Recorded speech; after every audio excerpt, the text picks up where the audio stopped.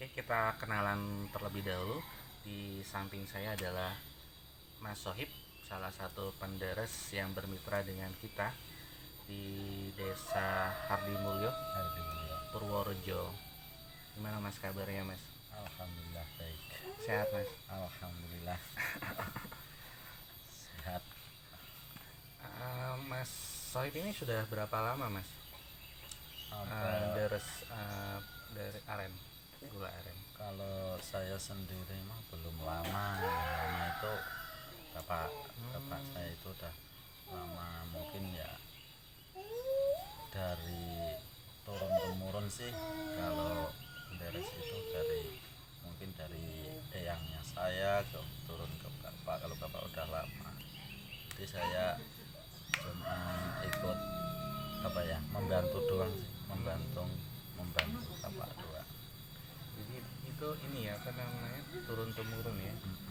Mas, bisa dong dibagi cara awal mula produksi gula aren, mulai dari penderesan sampai dengan percetakan. Mulai dari nol itu mas. Iya. Mulai dari bunga, dari bunga yang diambil air niranya. Iya. Itu Boleh. itu pertama-tama itu ketika pohon aren udah berbunga. Usia berapa Mas? Usia itu nggak tentu. Usia aren itu nggak tentu ya, minimal itu 5 tahun ke atas lah. 5 tahun itu. Tapi itu bunga pertama berarti ya, atau bunga yang kesekian? Bunga pertama. Bunga pertama.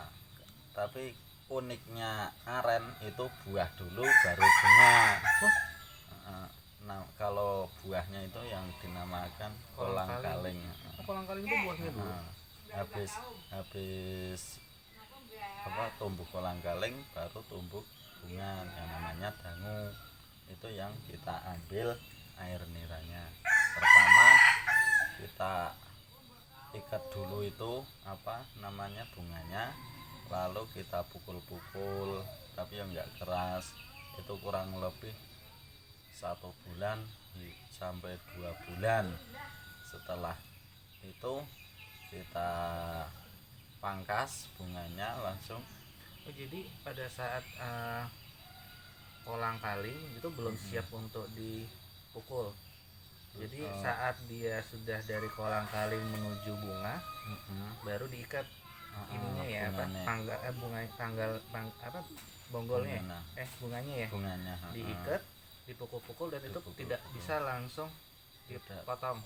Bisa langsung dipotong, itu Nunggu 2 bulan, sebulan sampai 2 bulan. Dan mukul-mukulnya itu 1 minggu sekali lah. Seminggu sekali. 1 minggu sekali kita pukul-pukul pelan-pelan gitu, biar biar pori-pori dari bogolnya itu biar kebuka.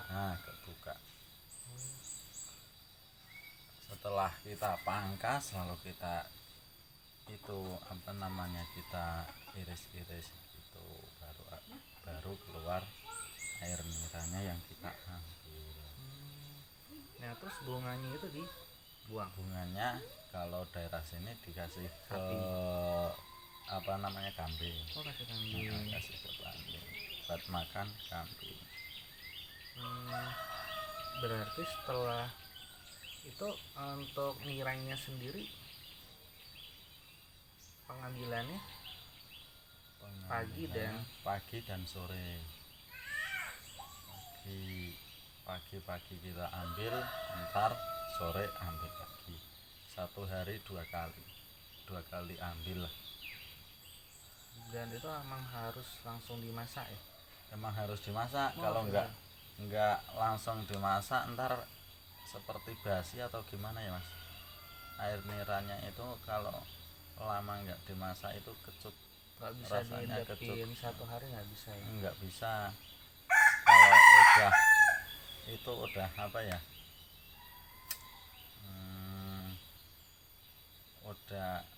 udah mulai kecut gitu, kok nggak dimasak itu ntar hasil gulanya jelek. Tidak manis. Jelek. Ya paling cuman ntar hasil gulanya lengket gitu. Benyek itu keras, karena benyek. air niranya tidak langsung cepat dimasak ya. Ya pertama juga bisa gitu, kedua emang langsung dari pohonnya itu air niranya jelek juga bisa. Penyebab enggak jadinya gula itu banyak mas, banyak. Pertama yaitu enggak langsung dimasak juga bisa ngefek ke gulanya enggak bisa hasil maksimal. Yang kedua emang dasar air nira dari pohon itu udah enggak baik juga bisa. Nah, sedangkan aren sendiri produktivitasnya berapa lama mas? Dari awal pertama bunganya itu dipotong, dia bisa tetap mengeluarkan aren sampai berapa lama? Tergantung tinggi dan rendahnya pohon. Nah, semakin pohon itu semakin tinggi semakin lama produksinya. Oh gitu. Karena apa ya, dangu itu tumbuh di tiap apa itu namanya, tunas apa ya, tiap ros kalau bambu lah. Tiap ros pohon aren itu semakin habis, semakin ke bawah kan semakin habis. Jadi setelah selesai dangunya itu habis, pindah ke bunga lainnya Pindah ya. ke bunga lainnya. Jadi ngulon kowe gogo-gogo ngulon kowe lak yo ngerti pertama kali nih. Monggo masane nggugi ngulon kowe.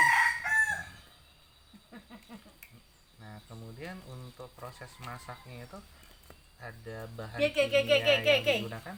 Oke. Enggak ada, kalau daerah sini enggak pakai enggak pakai obat. Nggak pakai obat. Enggak pakai obat, cuma pakai itu larutan kapur sirih. Kapur sirih itu. Ya,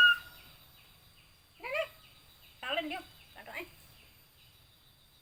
Jadi fungsi dari kapur sirih itu kapur sirih itu untuk menjernihkan air niranya itu mas.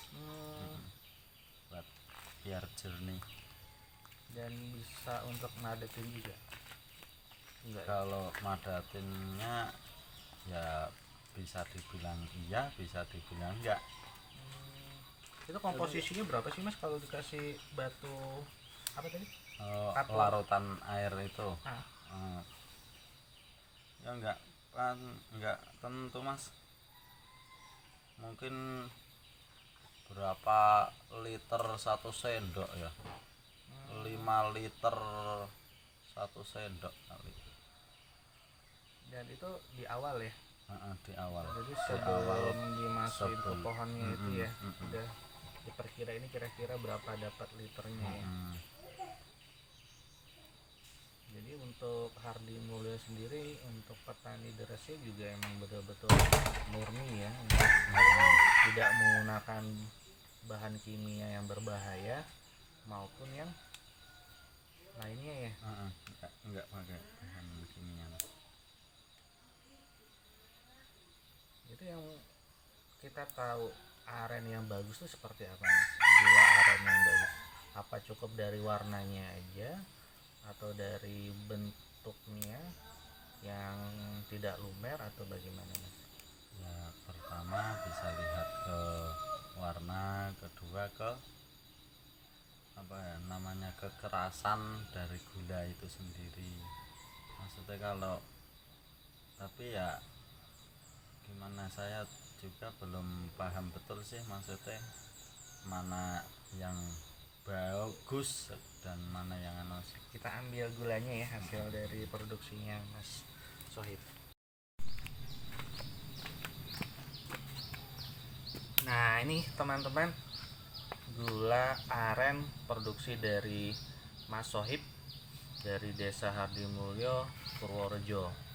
Jadi di sini gulanya yang dihasilkan, untuk warnanya dulu dia tidak terlalu gelap dan juga tidak terlalu terang. Dan biasanya untuk gula yang aren yang menggunakan bahan kimia itu kecenderungan warnanya dia lebih terang warnanya. Dan kalau misalnya berwarna gelap itu kecenderungannya gara-gara air niranya lama ya. Sudah kurang maksimal lah, kurang hasilnya itu.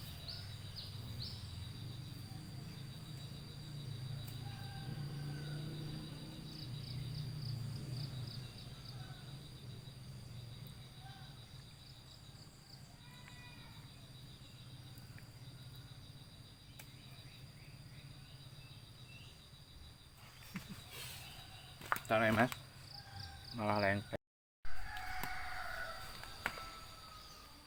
Di Hardi Mulyo itu sendiri petani aren rata-rata di sini emang petani aren ya. Ada berapa Rata-rata kepala keluarga mas? banyak mas. Kalau yang cari aren itu 85% lah. Hardi Mulyo itu tetap petani aren. 85%. 85%. Sampai Mbah Lurahnya aja sendiri tetap petani aren. Tetap ya. Tetap nggak ketinggalan sama Deres itu. Dan emang teman-teman di Hardi Mulyo ini aren itu berlimpah, bahkan tidak perlu ditanam ya. Tidak perlu ditanam. Tidak perlu ditanam, nggak perlu beli bibitnya, tiba-tiba ada aja ya. Ya, karena bibitnya dari buah kolang-kaling itu Yang jatuh ya. yang jatuh terus nggak kemasak itu kan banyak sekali yang kolang-kaling nggak kemasak, ntar jadi benih Tiba-tiba banyak aja ya. Tapi benih aren yang paling bagus itu benih yang kolang-kalingnya malah udah dimakan sama luwak. Oh ya. Jadi benih yang bagus itu dari tai luwak. Oh, dari kotoran luwak. Dari kotoran luwak itu malah. Ternyata nggak cuma kopi doang ya. Jadi benih arennya itu malah jenis bagus. Aren luwak. Bisa aren luwak. Itu yang mempengaruhi air nira banyak dalam penderesan tuh apa aja sih faktornya? Mungkin faktor umur pohon aren bisa jadi, terus faktor alam juga bisa jadi. Biasanya kalau kemarau itu biasanya malah sering banyak air niranya. Oh iya. Terus jernih. Kemarau malah lebih banyak ya. Kalau musim hujan tuh nggak ada kemungkinan air masuk ke dalam wadah niranya nggak sih? Ya enggak, kan kita tutup rapat mas. Tutup rapat. Kita tutup rapat hingga serangga aja nggak masuk, serangga aja nggak masuk, kita tutup. Apalagi air hujan nggak masuk. Kalau nggak kita tutup ya habis dimakan lebah. Ya. Kalau untuk tradisi sendiri nggak ada ya, untuk tradisi misalnya kayak sebelum ritual, misalnya sebelum ngambil air nira di hutan, itu nggak ada ritual atau apa, misalnya wudhu dulu atau apa? Nggak ada ya. Cuman baca bismillah doang ya, biar selamat doang gitu. Nggak ada ritual khusus untuk beres, ada ritual nggak ada. Untuk satu hari itu biasanya dari Mas Sohib bisa berapa kilo menghasilkan gula aren?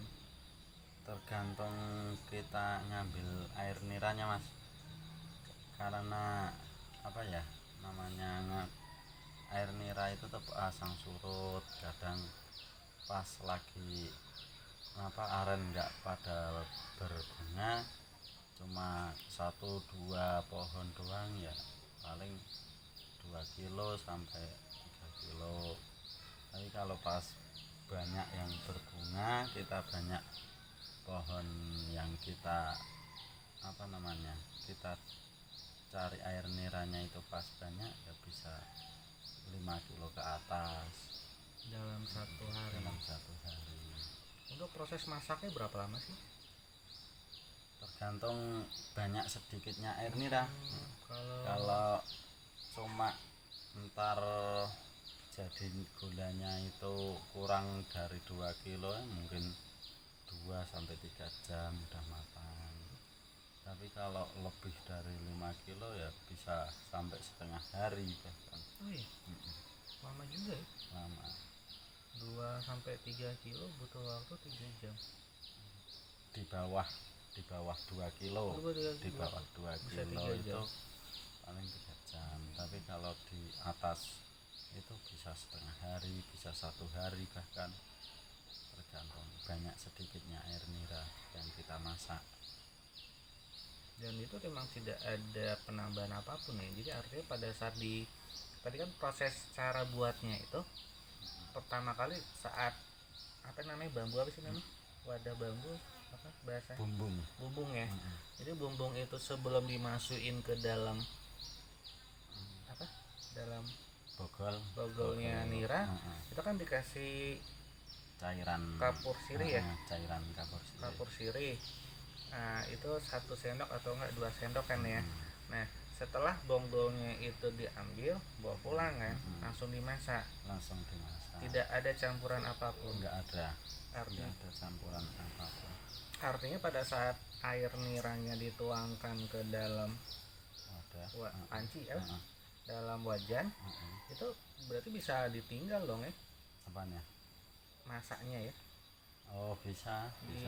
Itu kalau misalnya prosesnya kayak tadi masnya bilang kalau proses masaknya 3 jam atau 4 jam lebih, berarti saat dituangkan itu tinggal aja ngerjain kegiatan yang lain. Kemudian setelah 3 jam selesai, saat airnya sudah banyak berkurang, sudah kelihatan mulai kental, baru mulai pengadukan gitu ya. Nah pengadukan sendiri sampai benar-benar sudah untuk siap cetak itu berapa lama? Ya itu tergantung nanti apa ya mas, kalau hasil gulanya itu bagus mungkin setengah jam udah bisa jadi. Dari khusus pengadukan itu paling setengah jam hingga 1 jam. Lumayan juga. Nah di pasaran untuk gula nira sendiri itu kan ada yang grade A ya, grade A, grade B, dan harganya pun juga lumayan, selisihnya sekitar 2 ribuan, 1.000 sampai 2.000 lah satu per kilonya. Itu yang pasti semua petani pengennya sih semua yang dihasilkan itu yang grade A semua kan. Nah yang menyebabkan aren itu ya bisa berubah atau bisa menjadi grade B apa mas? Ya itu tadi mas, faktor dari air niranya itu sendiri. Jadi pada saat awal air niranya diperoleh, dimasak, itu tidak tahu itu bakal jadi grade A, grade B gitu. Bisa. Oh bisa tahu? Bisa tahu. Kan kalau yang grade A itu air niranya itu bening seperti air tawar itu, air putih, air minum itu bening kayak gitu. Nah kalau grade B itu rada-rada putih sedikit gitu, udah enggak bening lagi tapi ada warna putih gimana gitu. Udah tahu ya. Udah tahu bakalan mau hasil gulanya itu kayak apa, itu udah kelihatan dari air niranya, itu udah kelihatan. Dan itu nggak bisa diupayakan menjadi grade A, atau nggak bisa ya, atau ada caranya? Ya nggak bisa. Jadi emang penentuan grade A atau grade B itu ya dari niranya itu ya. Dari niranya. Mau cara masaknya seperti apapun sama pastilah, tapi ya membedakan air niranya. Biasanya kalau grade B itu digunakan untuk apa mas? Biasanya mas? Kalau grade B itu kebanyakan paling buat apa ya? Tetap Kalau grade B itu tetap bisa buat masak juga bisa, tapi kebanyakan mungkin buat jamu, buat kecap, itu yang grade B ke bawah. Nah, kalau grade A sama grade B kalau kita lihat secara kasat mata apa mas bedanya? Kan kita kadang-kadang kalau misalnya orang awam namanya ini taunya gula ya gula gitu. Paling informasi dari si penjualnya. Kalau grade A itu dari warnanya itu tetap gimana ya, maksudnya cerah lalu keras, enggak banyak gitu, itu yang masuk. Rasanya manis. Rasanya manis, tetap manis, enggak banyak. Terus kalau misalnya dipatahin tuh, gula dipatahin, itu ada kristal-kristalnya gitu ya. Tetap ada dalamnya, itu tetap ada kristal. Dan kalau yang campuran gula pasir dia kelihatan kelihatan ya. Kelihatan. Kalau yang campuran gula pasir itu enggak begitu kristal lah. Dalamnya itu enggak begitu kristal. Dan dia cenderung kristalnya bening ya. Kalau yang pasir. Terus kalau dipukul itu keras banget. Pasir gula pasir tuh dia memperkeras. Pasti keras banget lah kalau dipukul. Jadi kalau aren yang asli dia keras tapi keras normal ya. Kalau dipukul normal.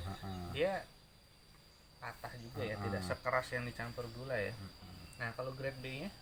Kalau grade B nya dari warnanya ya nggak begitu terang, ya rada lembek sedikit. Tidak terlalu terang gitu. Itu warnanya gelap. Gelap. Lebih ke hitam ya. Lebih ke hitam. Terus lembek. Terus rasanya ya kecut. Bukan kecut, tapi manisnya itu kurang lah. Rada-rada pahit. Pahit. Dan itu penggunaannya untuk jamu. Kebanyakan jamu, kecap. Nah untuk usia gulanya, usia layak pakainya, untuk gula aren murni, gula aren campur gula pasir, dan aren gula campur obat tuh kira-kira tahan berapa lama mas? Berapa ya mas? Kalau tergantung penyimpanan sih mas. Kalau saya yang tahu itu tergantung penyimpanan. Kalau penyimpanannya baik itu bahkan 1 bulan pun nggak apa-apa. Tetap layak makan dan belum jamuran kalau penyimpanannya baik. Gula yang bagusnya simpannya di mana? Di kulkas? Di kulkas juga bisa, di tempat yang rada hangat sedikit itu. Katanya kalau gula yang bagusnya kalau yang dijemur ya?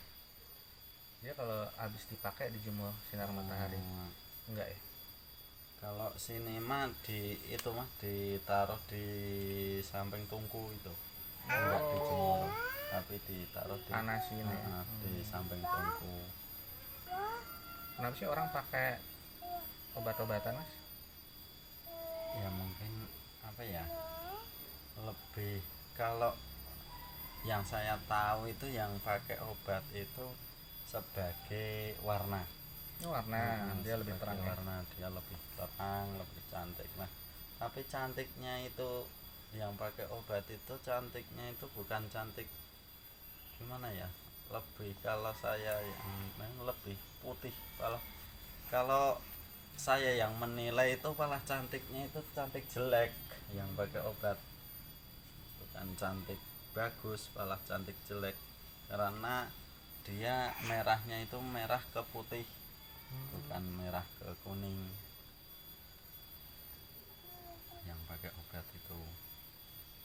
Jadi tujuannya dia pakai obat itu untuk pewarna aja ya? Untuk pewarna, bukan untuk supaya yang tadinya misalnya yang murni itu bertahannya misalnya 3 bulan, karena pakai obat jadi bisa bertahan 1 tahun. Enggak, malah yang pakai obat itu malah lebih cepat rusak. Lebih cepat rusak. Cuma kalau obat itu cuma buat penampilan lah, penampilan doang. yang tadinya ikut grade B ntar kan karena itu dia merah bisa ikut ke grade A gitu. Jadi nggak semua aren dipakein obat ya. Enggak. Jadi obat itu digunain untuk yang tadinya grade B supaya dinaikin harganya dia pakai obat. Jadi warna yang tadi gelap jadi warnanya lebih Jadi terang. warnanya lebih terang gitu. Tujuannya itu. Tapi sebenarnya bagus nggak sih untuk dikonsumsi obatnya itu? Kalau menurut saya sih ya tetap kurang bagus Dalam jangka waktu panjang kali jangka ya. waktu Bagus. panjang. Terus kalau untuk gula aren yang dicampur gula pasir itu tujuannya paling untuk memperbanyak timbangan nih. Mungkin bisa jadi itu dia itu membeli apa namanya gula-gula yang grade B ke bawah langsung dicampurin gula pasir kan ntar hasilnya jadi lebih bagus lagi. Oh jadi wah, jadi apa? Jadi yang campuran gula pasir itu bisa jadi bukan dari air nira langsung ya. Berarti dari kualitas gula. Jadi dia beli gula murah yang kualitasnya di bawah grade B. Kemudian untuk menaikkan harga supaya dia bisa ngambil keuntungan ditambah gula pasir. Selain dia memperbanyak timbangan juga dia bisa menaik apa? Warna nggak pengaruh ya? Warna tetap pengaruh karena Gula pasir bisa bikin warna lebih terang mas, tetap bisa lebih terang. Tapi cuma ntar hasil gulanya itu keras banget. keras banget. Keras banget. Dan bentuknya bisa dicetak lagi kan, dan bentuknya bisa bagus ya, bisa cantik bisa ya. cantik. Tapi lebih keras banget lah kalau pakai gula pasir itu. Jadi hati-hati nih buat teman-teman yang di sana. Jadi sekarang tuh banyak yang beredar. Ini di luar dari Hardy Mulyo. Kalau untuk Hardy Mulyo itu karena kita sebetulnya sudah partner sudah lama. Jadi penggunaan produksi Hardy Mulyo itu 100% menggunakan air nira asli tanpa campuran dari bahan kimia, hanya menggunakan kapur sirih tadi ya. Sedikit kapur sirih. Dan kalau misalnya di luar sana ada campuran gula itu hati-hati. Kenapa? Karena itu pun gula aren yang digunakan kualitasnya yang jelek ya, yang grade ke bawah, grade C ya, grade C ke bawah, C-nya ke bawah ya, ibaratnya sudah nggak layak pakai, dibeli murah sama oknum, kemudian dimasak ulang, ditambah gula. Tujuannya untuk menambah gula pertama memperbanyak jumlah kuantitinya, sama yang kedua memperbaiki warna biar tampilannya lebih cantik. Tapi dijual murah.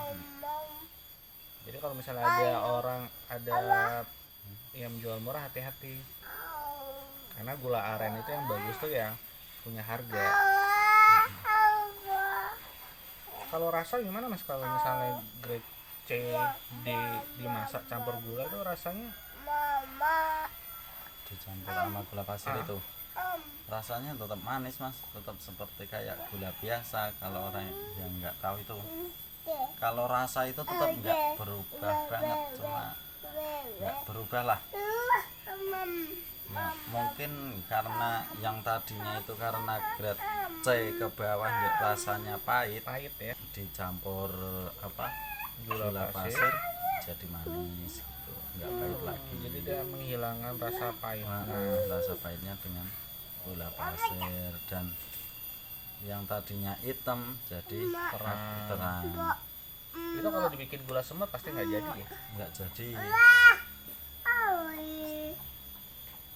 Udah banyak campuran. Jadi teman-teman kalau misalnya tahu kualitas gula aren bagus atau tidak ya bikin gula semut ya.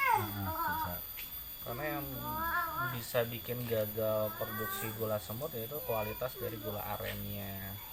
Ya, begitu obrolan kita pada hari ini dengan Mas Sohib, panderes, salah satu panderes di Desa Ardi-Mulyo, Purworejo, Jawa Tengah. Terima kasih Mas atas waktunya. Sama-sama. Mudah-mudahan nggak kapok, Ya. selalu jaga kesehatan. Ya. Assalamualaikum warahmatullahi wabarakatuh. Waalaikumsalam.